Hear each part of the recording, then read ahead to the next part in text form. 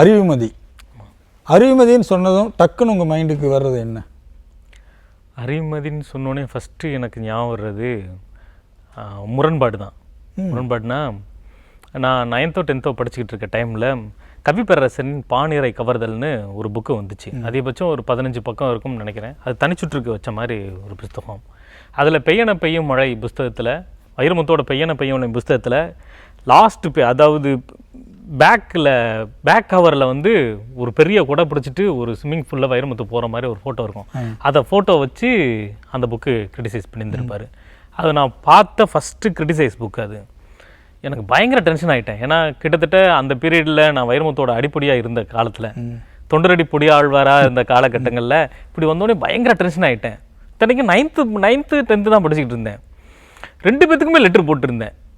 என்ன அறிவுமதி இப்படியெல்லாம் பண்ணிக்கிட்டு இருக்காரு, நீங்கள் எதுவும் கேட்க மாட்டீங்களா, எங்களெல்லாம் பயங்கரமாக சூடேற்றி விட்றாரு, என்ன நினச்சிக்கிட்டு இருக்காருன்னு. அப்புறம் அறிவுமதிக்கு ஒரு லெட்ரு, ஏன்னா நீங்கள் என்ன பெரிய இவரா எங்கள் வைரமுத்தோட முரல்ல ஆரம்பிச்சதா பயங்கரமாக திட்டி ஒரு லெட்ரு எழுதி வச்சுருந்தேன். எனக்கு அந்த கோபம் போகவே இல்லை. அப்படியே நான் சென்னைக்கு வர்றேன். நான் 2 வருஷம் கழிச்சு சென்னைக்கு வர்றேன். சென்னைக்கு வந்தோடனே அப்போ நான் என்னோடய யூஜி ஃபஸ்ட் இயரில் வந்து நட்பு காலம் பயங்கர ஃபேமஸாக நண்பர்கள்ட்ட ஓடிக்கிட்டு இருந்துச்சு.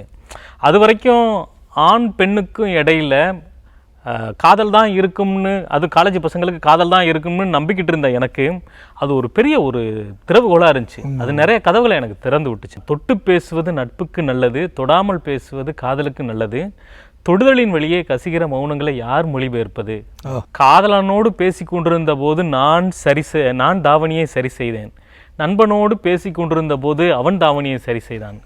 இப்படியான சில நட்பு கவிதைகள் வந்து எனக்கு அப்படியே ஒரு மாதிரி ஆகிப்போச்சு.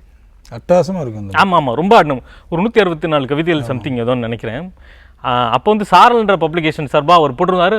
அட்டையெல்லாம் பிரமாதமாக இருக்கும். உள்ளுக்கு இதெல்லாம் கவிதை புத்தகத்தோட அந்த இதே எஸ்தட்டிக்காக இருக்கும். அது வரைக்கும் இந்த வயசு விடலை பசங்கள்கிட்ட வந்து தபு சங்கருடைய காதல் கவிதைகள் தான் ஃபேமஸாக இருந்த பீரியட்ல அது வந்து புதுசாக ஒன்று கிரியேட் பண்ணுச்சு.